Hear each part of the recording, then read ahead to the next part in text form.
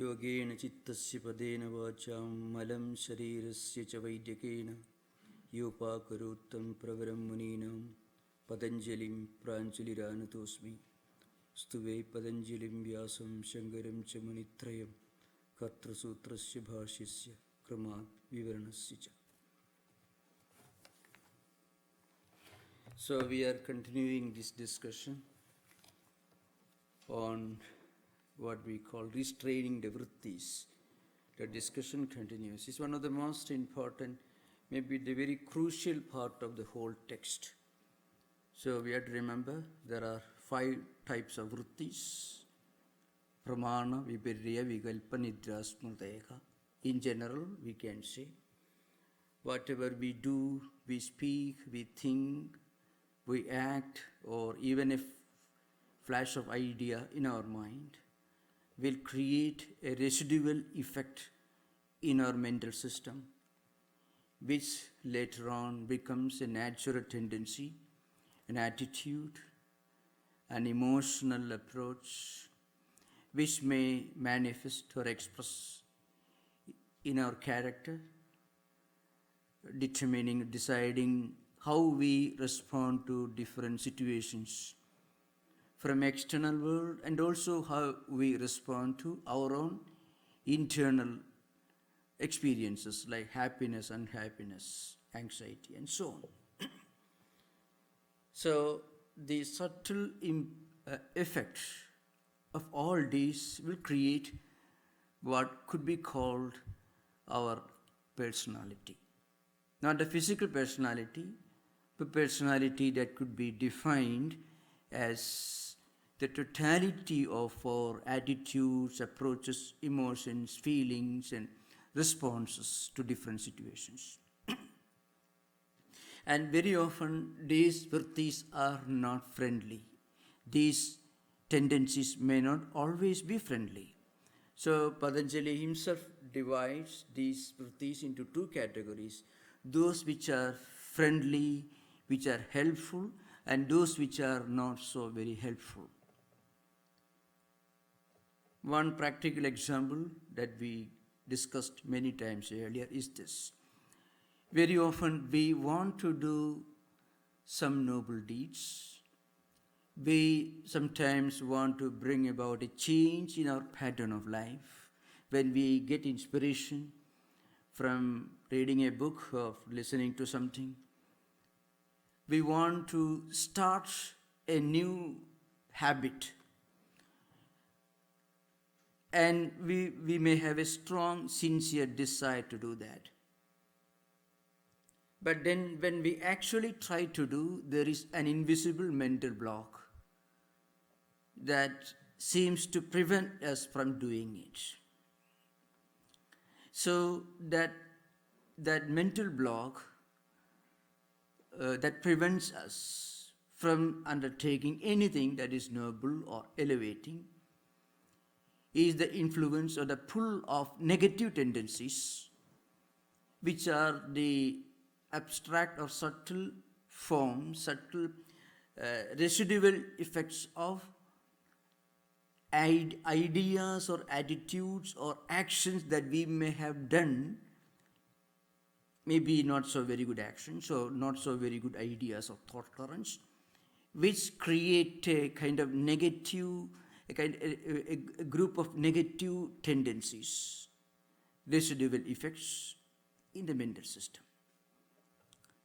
And as we go on consciously making effort to do noble deeds, then this conflict gets reduced because we are accumulating positive tendencies, positive vrittis, healthy vrittis.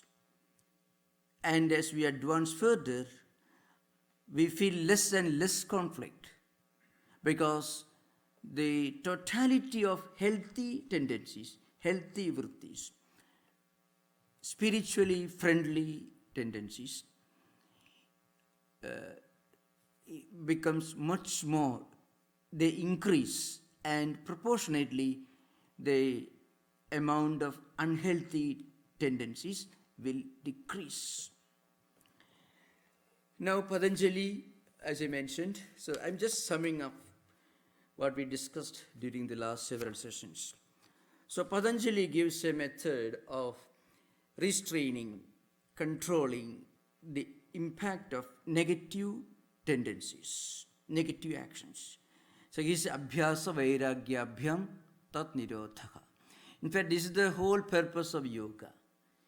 Yoga as a philosophical, psychological, spiritual mechanism is all about controlling or restraining the effect or the impact of negative vrittis. That is yoga ka chitta vritti nirodha. That is a definition of yoga. Yoga is nothing but the art and the science and the method of restraining vrittis. So, and he said there are two methods, abhyasa and vairagya, repeated effort.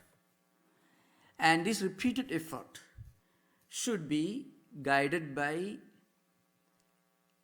a mechanism which is called in Sanskrit Vairagya. It means non-attachment or detachment, which in the language of psychology we can say when an unhealthy thought current, a vritti, appears, we should not befriend them, we should not accommodate, we should not be friendly, we should not accommodate that negative tendencies, and we should not antagonize them. Because we cannot really fight with our mind. You can fight with anything, but mind you cannot fight with. Mind you can control your mind by giving our mental system a healthy channel, by giving a healthy orientation. So what we actually call controlling the mind is nothing but giving the mind healthy food. And as the healthy food for the mind means healthy vrittis. So this vritti is a very important word.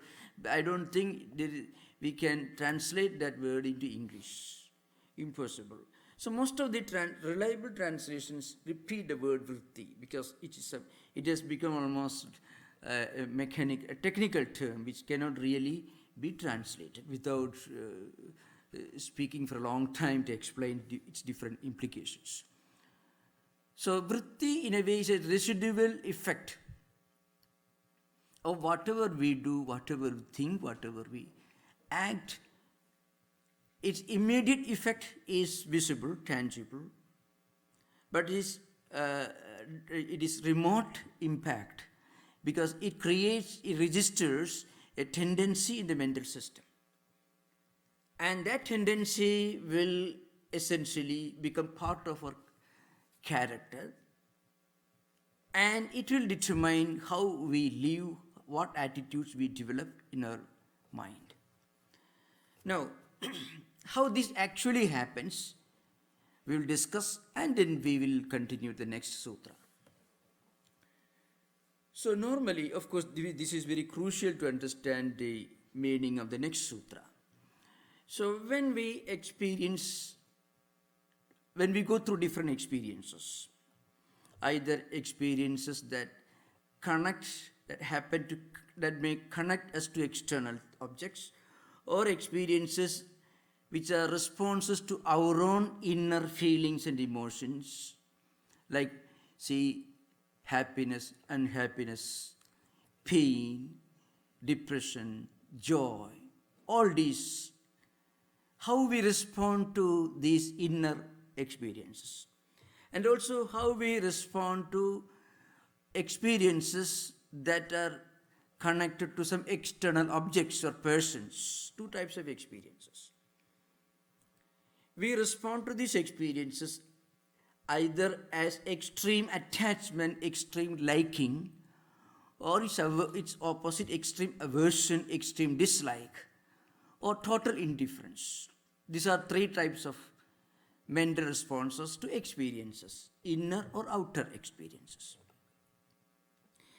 Now, in those experiences where an external object is involved, our mind and any of the five senses of perception come together and will connect, and as a result, we go through an experience. For example, when we see a picture, seeing a picture or hearing a word or whatever may be, a music or a great picture, anything, or a beautiful smell, these are all experiences in which our mind and the five senses of perception are involved.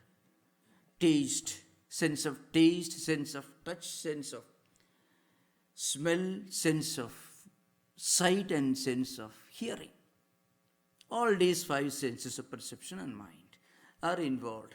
Mind and eyes come together and focus on a visual object, and that experience of seeing a visual object will register an impact in the mental system. Depending upon the type of what we see or what we hear, it may leave in our mind a response mechanism, either extreme aversion or extreme liking or a kind of indifference. Depending upon the power with which that experience happens, the impact will remain as a strongly registered effect in the mental system. This later becomes a vritti, and Vedanta and Yoga says, and Buddhist tradition also says, this is not related to this life alone. Many experiences, many maybe phobias, obsessions, irrational likes or dislikes, attitudes which have no reasonable psychologically,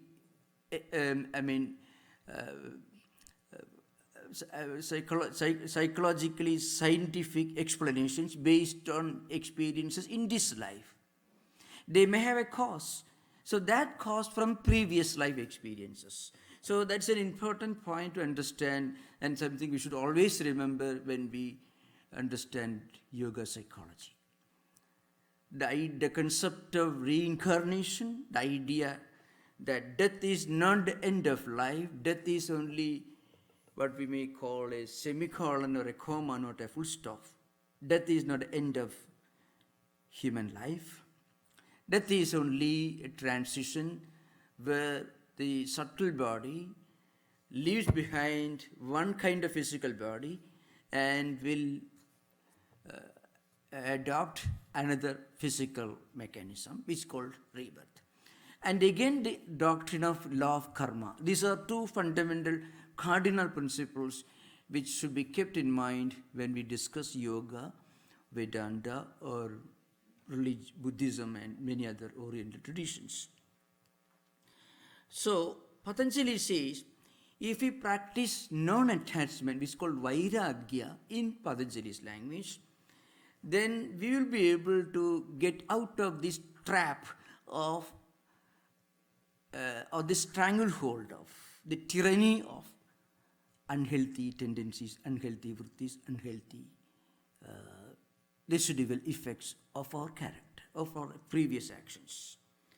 Neither through antagonizing nor through befriending, keeping ourselves as witnesses through by a practice of being totally indifferent. Total indifference is the essence of this non-attachment. And in the last two sutras, he discussed two types of detachment. That is 15th and 16th sutra.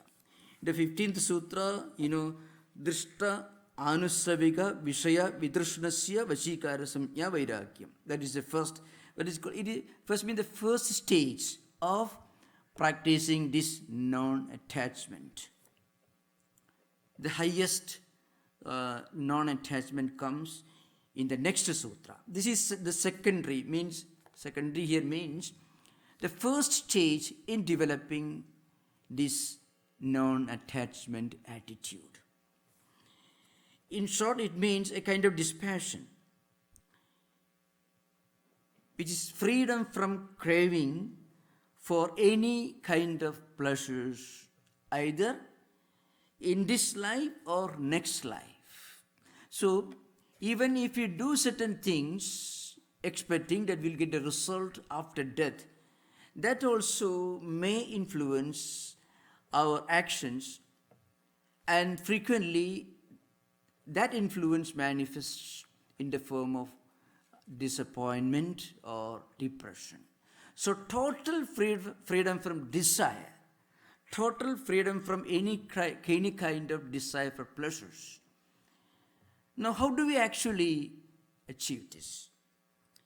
That means how to look upon happiness itself as something not very desirable.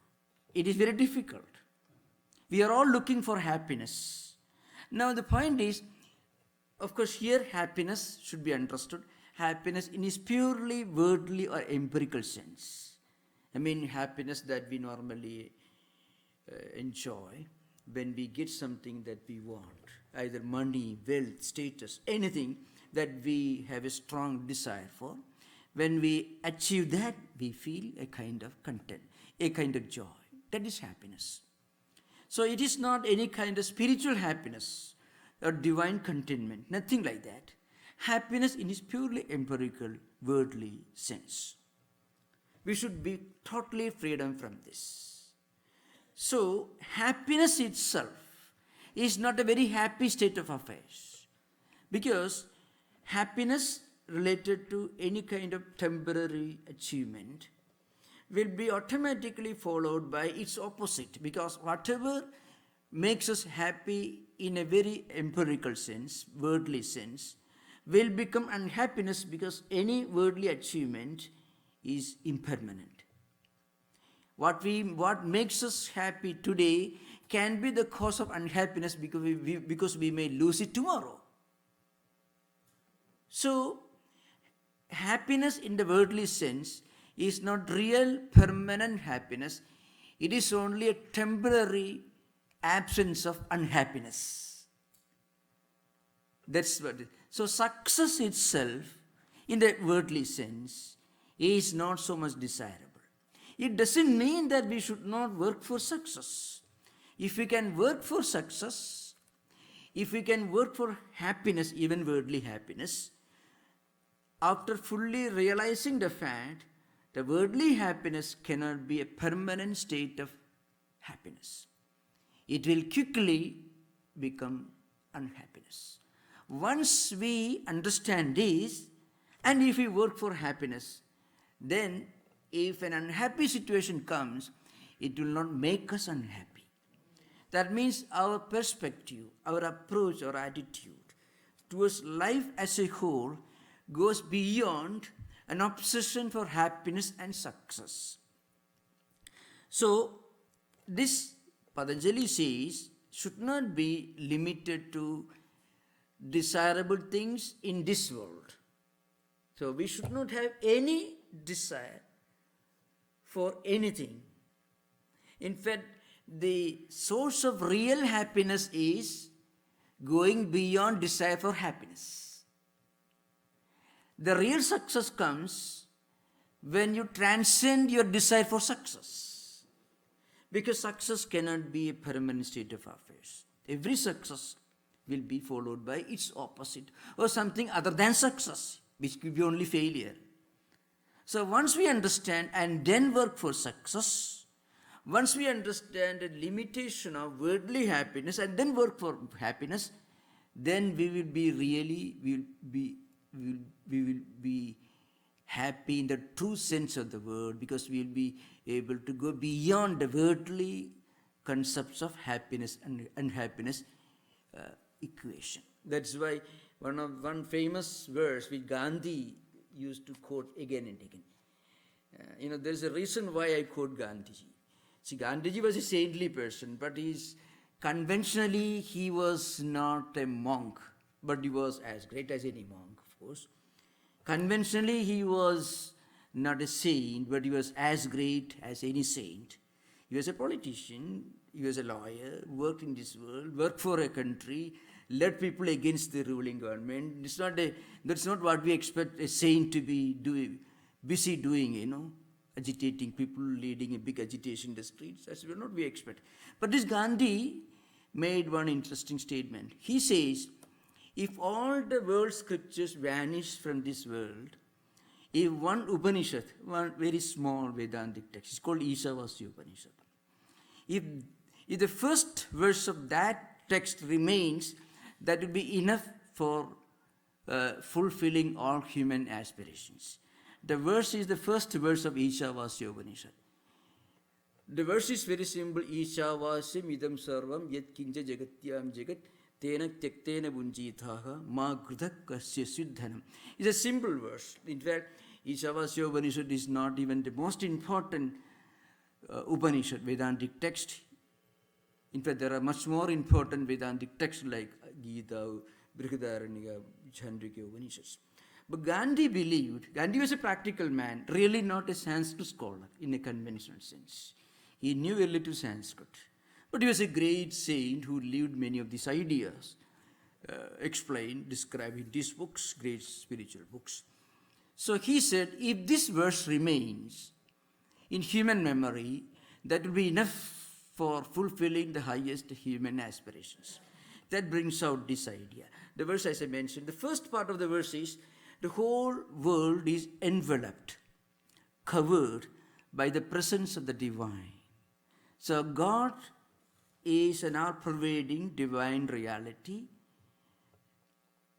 and the whole world, the whole existence, everything in this world is enveloped, covered by the presence of the divine. This is the first part of the verse. The second part, then how to live in this world? That's the next subject. You make a great declaration that everything in this world is covered by the presence of the divine, the presence of God. Then how to live in this world? Then he tena tyaktena bunjitaha ma krutak kasya siddhanam. So the world doesn't belong to you. So it belongs to the higher divine reality. So if it doesn't belong to you, how will you enjoy living this world? So he says, tena tyaktena bunjitaha. So you enjoy the world by renouncing it. That's how the language, the verse puts it. How to renounce, how to enjoy this world by renouncing it. He says, by keeping in mind that world as such doesn't belong to you, it is pervaded, it is enveloped by the presence of the divine reality. Keep this in mind and then live in this world. So keeping this in mind, you will renounce, give up through dispassion and detachment. Vairagyam is the word Patanjali uses. You give up all your extreme obsession, obsessive attachment to worldly pleasures, empirical pleasures, and you give up. And then you live in this world, enjoy it. So renunciation becomes a method of enjoying this world. That's the meaning of the word. Gandhi says, this is enough. These two ideas are enough for humanity to reach the highest spiritual aspirations, Gandhi said. So that's the theme of the 15th verse. We discussed this earlier. That means total dispassion for things that we see,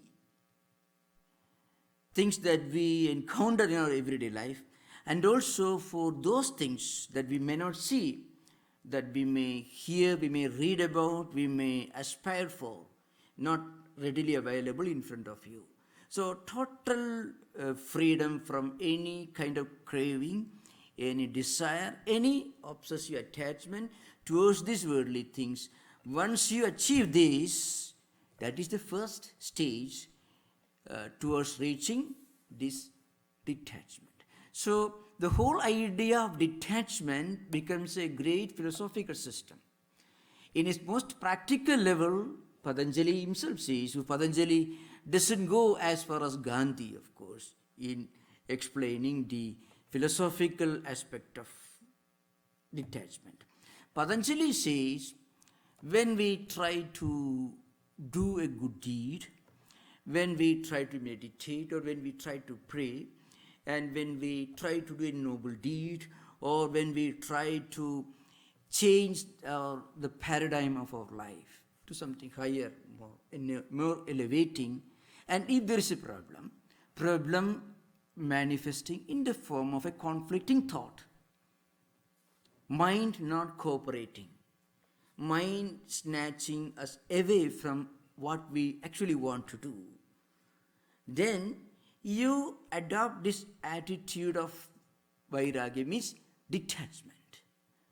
So detachment is not a negative mental mechanism. Detachment is a very healthy and psychologically very rational attitude towards conflicting ideas that may emerge in our mind, that will may prevent us from doing what we actually want to do. Because, as I mentioned earlier, we have very little control over the thoughts in our mind, but we may have more control over what we do with our senses of action, but we have very little control over this mental thought currents. So mind should be attached to this ideal of detachment. Means sit there, watch your own mind, watch the thought currents that emerge in the mind, don't fight with them, but do not befriend them either. Then they will stop troubling you. That is the method explained in the 15th sutra. We already discussed.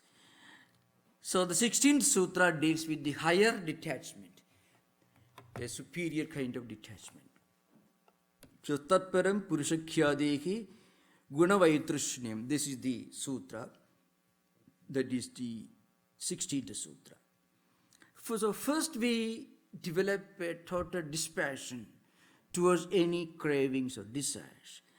And at a later stage, we intensify this dispassion.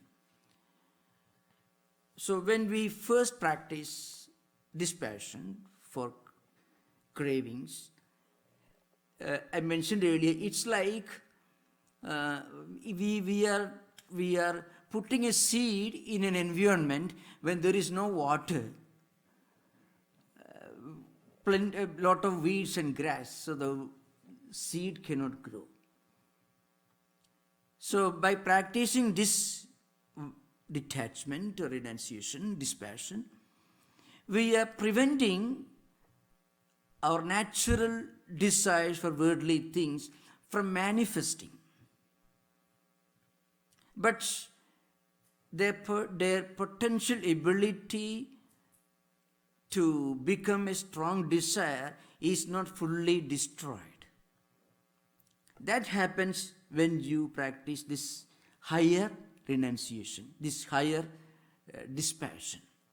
I am using the word renunciation, Here renunciation should be understood in its ordinary sense. Renunciation of extreme desire or obsessive desire for enjoying worldly comforts, obsession with worldly happiness, obsession with the idea that the goal of human life is success. Actual practical means extreme obsession with the idea of success.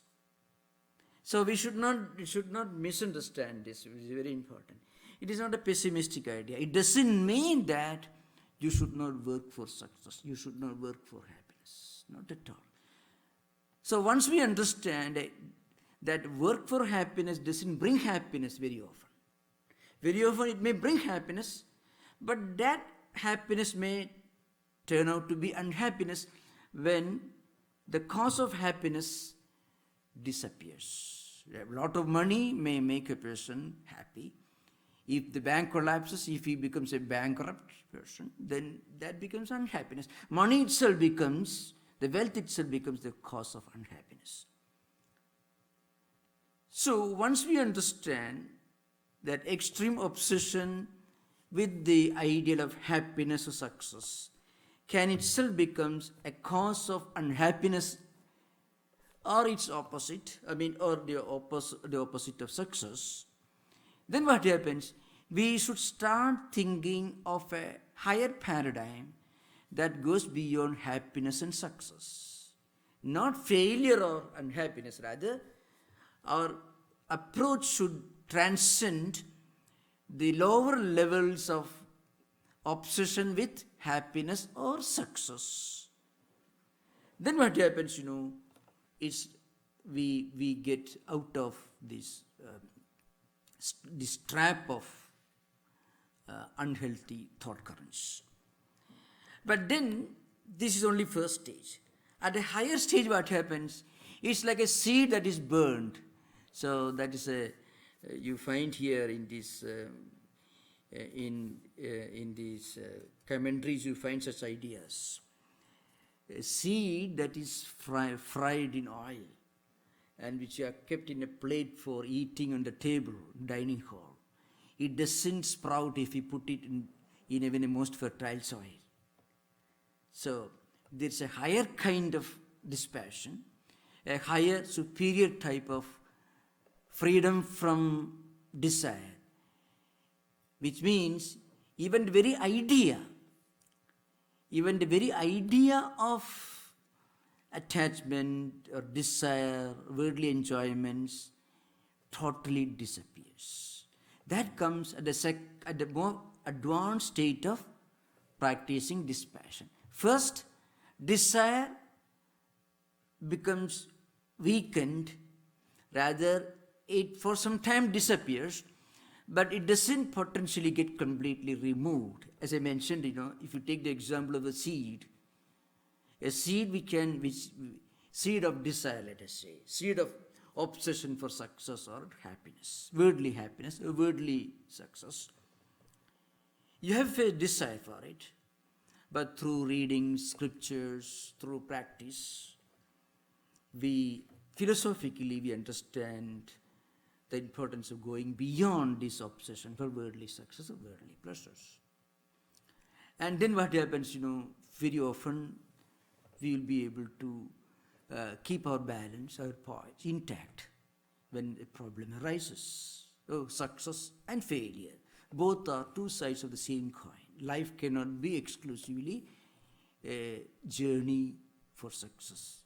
Life can also have failures. This you understand. So you develop a kind of dispassion for success or happiness, let us say. But it's like a seed which is not completely destroyed. Its potential, its potency is not destroyed. But you have kept the seed in a place where there is not fertile. It's not a fertile soil. Plenty of weeds and grass. So it cannot sprout. The desire cannot sprout. The desire cannot become an extreme obsession, creating anxieties, creating unhappiness when we are not able to achieve what we desire for. The first stage. Second stage is the seed is fried in an oven, let us say. The comparison, I'm giving an illustration. The second kind of dispassion is much higher. It completely wipes out even the remote possibility of our falling a prey to extreme desires, empirical pleasures, empirical desires. So it's like a seed that is fried. You put in a fertile soil, nothing will happen. It will degenerate, it will vanish. So that is the second type of higher dispassion is discussed in the 16th Sutra. Tatparam Purushakhyadehe Vishayavaidrish, Gunavaidrishni. That means non-attachment or dispassion not only for success or desirable objects, but even the very idea of attachment, the very idea that worldly pleasures is the only goal of human life, that completely vanishes. That is the second state of this detachment. So Vyasa, the great commentator says, Tasyam viraktam chittam tamabhikhyadim nirunadhi.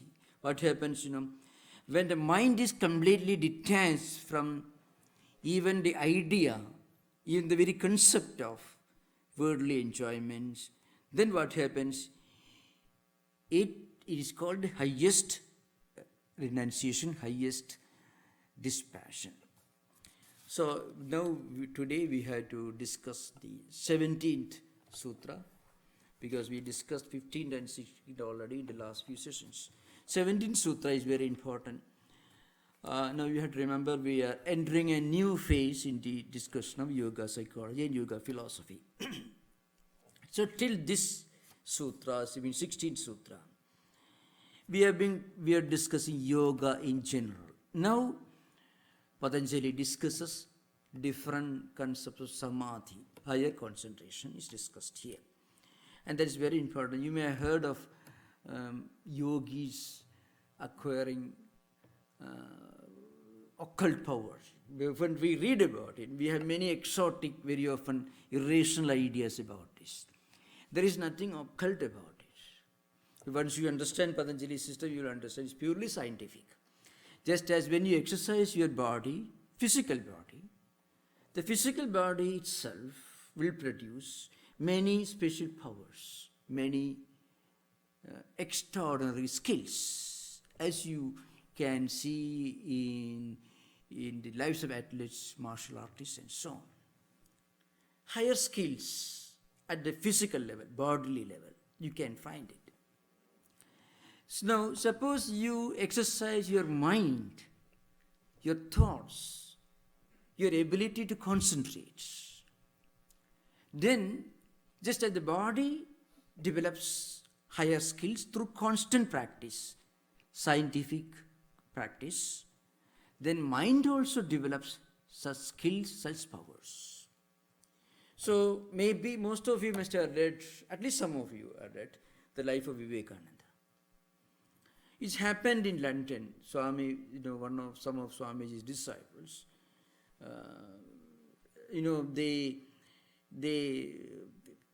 in their presence, Swamiji read, the early, maybe 1954th edition, maybe 64th edition of the Encyclopedia Britannica.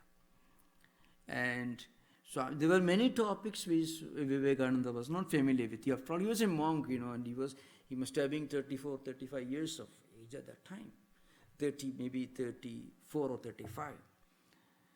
So he read some pages, and then he was turning pages faster than normal people do. So people asked him, Swamiji, could you understand all this? Then he asked them, you can ask any question from those pages which I read. And they asked questions, and Vivekananda could give the answer. He said, no, there is nothing occult about it. So we have to remember, first of all, when you read in newspapers or when you read yoga books, a person that has kind of special occult powers, should never believe, because yoga is pure science. Yoga is pure science. There is nothing that is occult, which is nothing that cannot be scientifically explained in yoga. That's an extraordinary aspect of Patanjali's system. It's pure science. Now, what about these skills? When you do not understand the scientific method behind, then you call it a miracle. That's what really happens. So miracle is a word we use. So occult is a word we use when we are not able to understand or explain something with the available tools available to us, which may be very limited. And then when we read something, it is something which is occult, which is... In yoga, there is nothing that you may call miracle or a miraculous. There is nothing occult. These are purely scientific, scientifically verifiable facts. I can explain this, even Vivekananda's experience, we can explain in the language of Patanjali system, yoga. What is meant by concentration? What's meant by reading? Let us say, suppose you are sitting there reading a book. Okay. Now, your eyes and mind come together and they focus on a word and you understand the meaning of the word, based on your previous knowledge. Because knowing is connecting the unknown with the known with the unknown. That's knowledge. That's how you from a known territory, you go to the territory of the unknown. That's called knowledge. Now, when you sit on a chair and hold a book in your hand, when you read, and you understand it, you may not remember what you read even 5 minutes later. Why? So, Patanjali will explain this in a very rational, scientific manner. The reason is this: when you're reading that book, when your eyes were focused on the word which you are reading, your hand was touching the book. So part of the mind was driven through the sense of touch. Because you're holding the book in your hand, you're aware that you're holding the book in your hand. That means a fraction of the mind is taken away by the sense of touch. And even while reading or listening, you may also be listening to the sound coming from the street. A car making sound in the street, you are hearing that also. So part of the mind is taken away by the sense of hearing. And if there is the incense sticks, smell coming from the shrine, a sense of smell also will drag the mind away from what you are trying to listen, and it will drag your mind to the objects from where this smell is coming. And if you are chewing gum, then sense of taste also will drag a fraction of the mental energy and focus to the chewing gum and its wonderful taste. And even while reading the book, when the eyes are focused on the word, you may also be mentally seeing the other things, because seeing or hearing is not purely related to senses. It could happen even without the help of senses. You listen to your music in the morning, and evening you remember and you repeat it. And you are hearing again, but not at the sensory level, you are hearing it at the mental level. You saw a picture in the art gallery, 10 years later you may be seeing again. If you are a painter, you'll be able to see clearly, you may be able to reproduce something like that. Because you're seeing the picture again, though you saw the picture actually with your eyes only 10 years back. But if you're a painter, you'll be able to see it again mentally and you draw a picture. So sense of touch, sense of smell, sense of hearing, sense of all this, taste, everything is not necessary for you to remember, to re-experience what you have experienced in previous life. So what a yogi does is, somebody who trained in yoga, when he reads something like Vivekananda, reading the Encyclopedia Britannica, what he did, his whole mind was focused on what he was reading, so he won't forget it. Just one focus, one reading is enough for such persons to remember it permanently. All the great philosophical books of Vedantic tradition were brought to light by Shankaracharya, who lived only for 32 years. And he studied all the scripture, all the four Vedas, Buddhism, everything before he was 7 years old. And he wrote the most profound philosophical texts in Vedantic tradition before he was 16-year-old. And he founded hundreds of temples. He is also the author of the most exquisite, beautiful devotional poetry in Sanskrit language. Apart from being the greatest philosopher and the founder of no less than 10 monastic orders, and he passed away when he was less than 32 years old. And about Shankaracharya, Sister Nivedita wrote in this Web of Indian Life. She says, she gives an example. Sister Nivedita was Miss Margaret Noble, a highly educated, a firebrand Irish social worker, social reformer, and a great educationist who became a great Vedantin as a disciple of Vivekananda. She became one of the greatest Vedantins born in Western Hemisphere. Sister Nivedita writes about Shankaracharya. He says he's a combination of Ignatius Loyola. He founded only Jesuit order. And he was a combination of Augustine, Aquinas, St. Paul, mind you, because he wrote the most profound theological, philosophical books in Vedanta, wrote most wonderful poetry in Indian tradition, founded hundreds of temples, developed all that we can be proud of in Indian philosophical tradition, and everything within 32 years. And Gandhi, again, he says, what the great Shankara achieved within a short lifespan of 32 years, the British Empire could not undo in 190 years. British Empire from 1757 Battle of Plassey to 1947, the year India got independence, 190 years. They were trying to undo whatever Shankara did in 8th century. That Gandhi says, because of yoga. So, great spiritual persons, what they do, they develop their mind into a very sharp, highly refined instrument and make use of it for the good of humanity. Now, this is possible only when we get total freedom from the pull of material objects or worldly objects. So, it is called Samprajnata Samadhi and Asamprajnata Samadhi. So, we are going to discuss this in the coming sutras. In fact, from now onwards, we start some of the most important themes in the yoga system. I mean, different kinds of concentrations and the techniques of concentrations and the mystery of what we normally by mistake call occult powers, which are really not occult, which are the result of making use of this wonderful method of concentration of the mind, and how mind develops some unique powers. The first sutra is very important. Vitarka Vichara Ananda Asmita Anugama Samprajnata.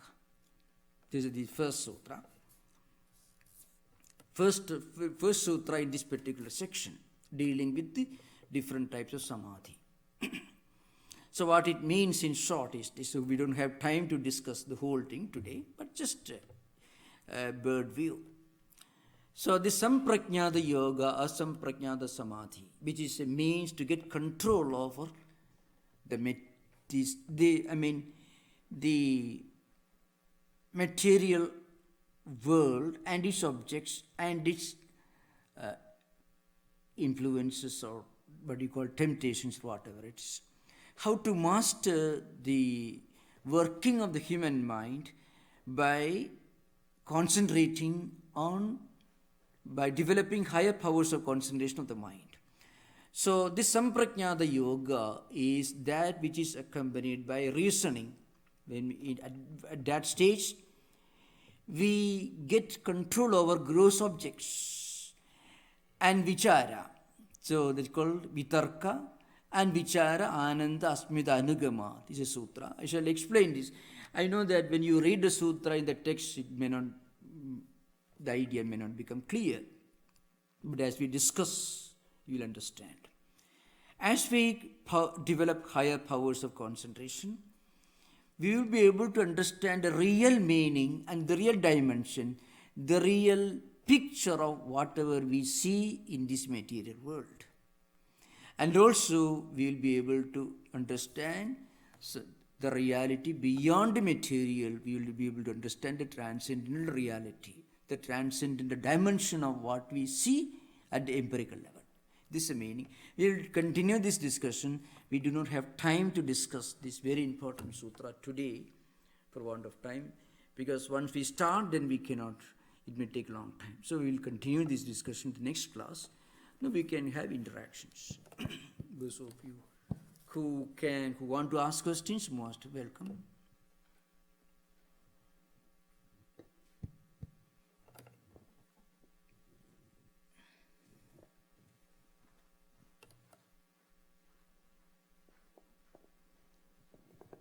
You talk about the frying of the seed, Yeah. so that the seed will not sprout again.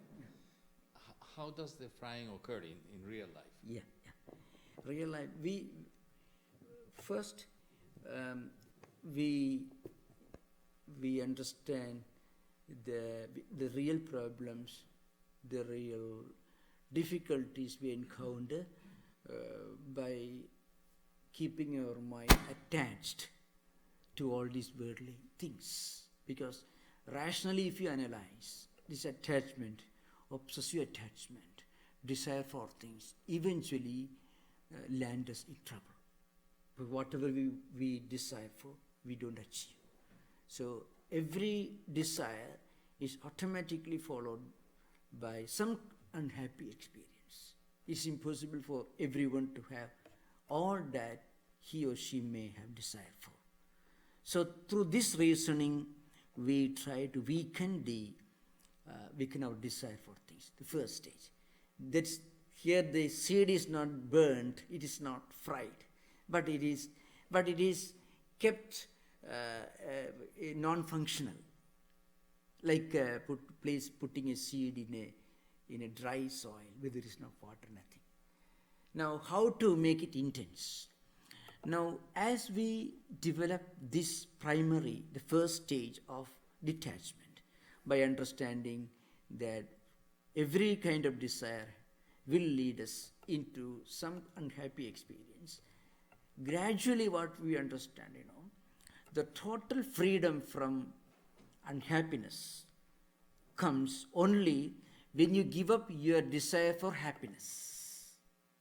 Total freedom from unhappiness is possible only when we transcend happiness-unhappiness equation. So that means the mind goes beyond happiness-unhappiness equation. So you will be able to look upon the so-called unhappy experience with the same attitude with which you approach a happy experience. So far as you are concerned, happiness-unhappiness equation doesn't exist. You are able to live you are able to keep your mind in a state of perfect equilibrium. The mind transcends these duels of happiness-unhappiness, pain, pleasure, success, failure, etc. That's the highest stage of dispassion. Then even if something unhappy happens, you won't be shocked. Because your mind is not after happiness. So why should an unhappy event makes you unhappy? You are not happy when a happy, good event occurs. So you won't be unhappy when its opposite happens. If you are happy when a pleasant experience occurs, then we'll be totally unhappy when an unpleasant experience and an unpleasant event occurs.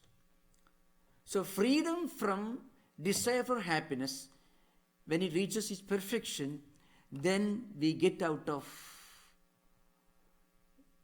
our tendency to become unhappy when something unpleasant happens. That's how we transcend happiness-unhappiness equation, duels. If you have the least desire for a happy event, a pleasant experience, then there is no. And if you get overjoyed when something happy happens, when a pleasant experience happens, then there is no doubt we will be unhappy when its opposite happens. So the only way to get out of this trap, the problem of unhappiness is not to look for happiness, which means we go beyond both. This happens through constant practice, and also even intellectually, if we keep ourselves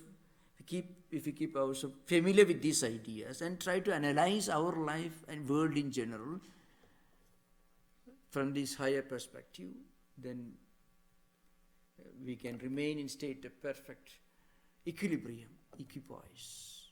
whether we are experiencing the pleasant or the unpleasant things. That's only the. The only way to get out of unhappiness is not to look for happiness. The only way to be happy is not looking for happiness. The only way to remain unaffected by failure is stop looking for success. It doesn't mean that we must stop working for success. It doesn't mean that we must stop working for happiness.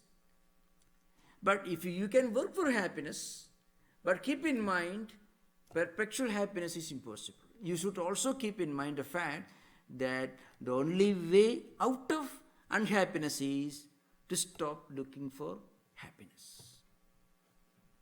That's why the paradoxical statement, you should enjoy the world through renouncing it. that is the statement in the Upanishad Gandhi used to repeat again. You enjoy this world not by enjoying this world, but by giving up desire for enjoyment. In fact, that helps you to enjoy in a much more healthy, rational manner. The other enjoyment will be only prelude to unhappiness. That's the thing. Okay. You wanted to answer? Yes, sir.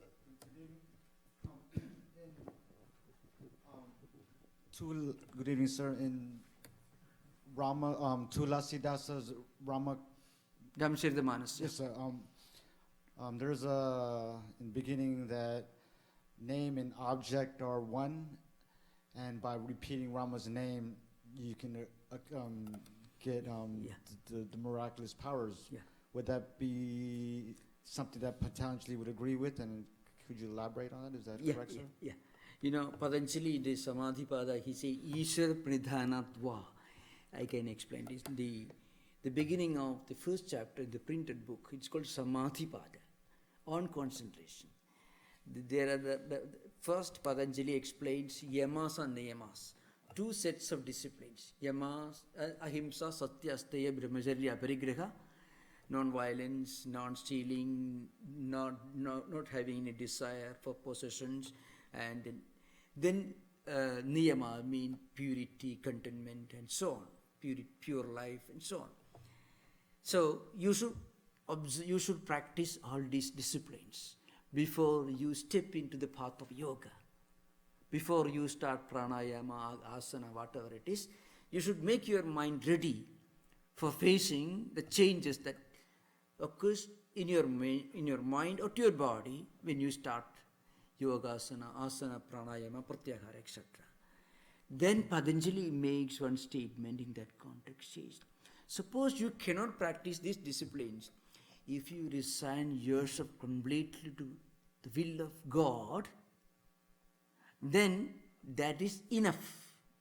Because if you completely resign yourself to the will of God, so Ishvara Pranidhanatva, that is a sutra, or through complete resignation to the will of God. If you can think of God as guiding you in every thought, in every deed, in whatever you do, whatever you speak, if you can bring the God idea, the presence of God, the idea of God, into whatever you do, whatever you speak, whatever you think, then all these disciplines like non-violence, self-restraint, self-control, inner purity, all this will become naturally, it will come to you. That is a higher state. So, all these qualities that Patanjali speaks of will come to you automatically if you can bring God into your life every moment, into every thought, every deed, and every word. That is fine. But remember, this is from a general perspective. Patanjali himself doesn't go that far.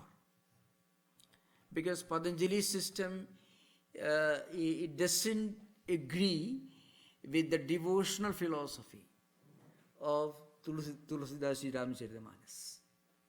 Follow, find. It doesn't mean that Patanjali is wrong or Tulasidasi is right or somebody is wrong, somebody is right. It's a different approach to spiritual life. You follow? Patanjali's system is a different approach to spiritual life. It focuses on inner mind control, controlling our ideas, our thoughts, and practice of mental restraint. That's what Patanjali is focusing on. Tulasidasi is focusing on something higher for a devotee. Even if he can't practice all these disciplines automatically, if he can take the name of Rama, the name of God, or if you can bring into your life every moment, into every deed, every word, the presence of God, then all these purity of mind, all the yamas, niyamas, they become automatically come to us. Follow? Thank you.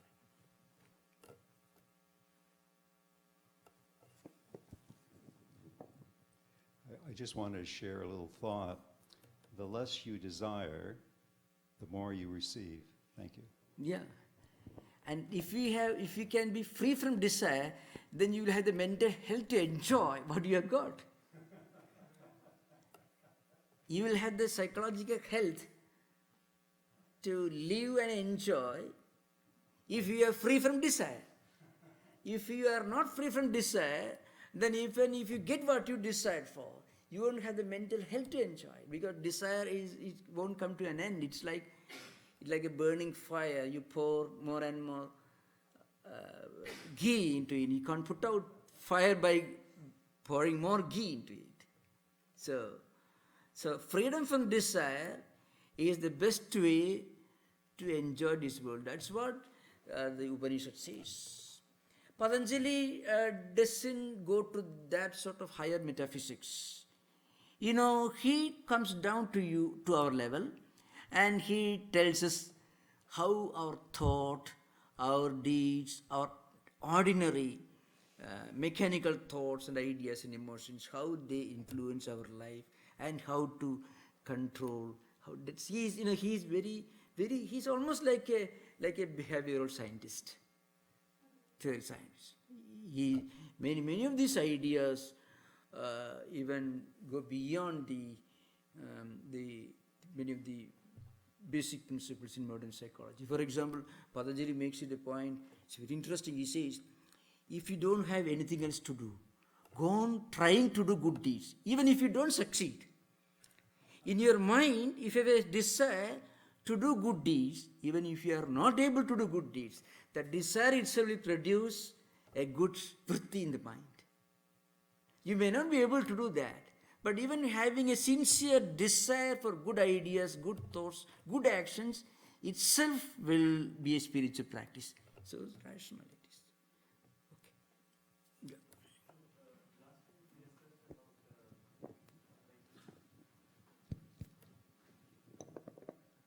So last time we discussed about the spiritual path, and you said like it has to be taken at the right age of your time, and if you take at the time when you are not physically active or you are old, and at that time you think of detachment, then it does not benefit you.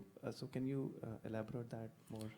You can see both these examples.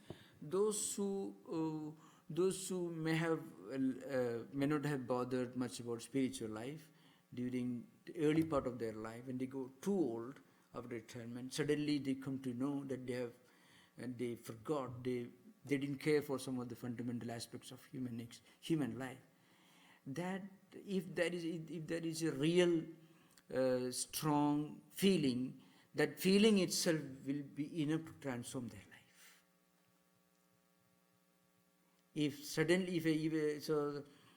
There are some stories about people who had a great transformation in the evening of their lifetime. But if there is the sincere, real feeling of repentance for having neglected higher spiritual values during the early part of their life, the sincerity of their repentance itself will produce all the necessary qualities for starting a new life. The whole life, not only physical life, mental life, everything gets overturned because sincerity. You think of Saint Augustine, many people, in Christian, Saint Francis of Assisi. Of course, Tulsidas himself we mentioned, Tulsidas is a worldly minded man. And his own wife told him, you are so much attached to these physical worldly pleasures. If you can devote a fraction of this attachment to God, you'll become a saint. That was enough for him to start a new life. Because that thrust him, that had a thrusting effect on him, that pierced through his emotional mental system. And he became a different man from that moment onwards. So there's no gradual process. So that's what happens. Intensity of that experience can produce all the necessary ingredients in the mental system to start a new life. That you find in the lives of many great mystics in all traditions, in Christian tradition, in Vedantic tradition, Hindu tradition, you find all this. Okay, so thank you. Om Shanti Shanti Shanti Hari Om Tat Sat Sri Ram Krishna Purnamastu.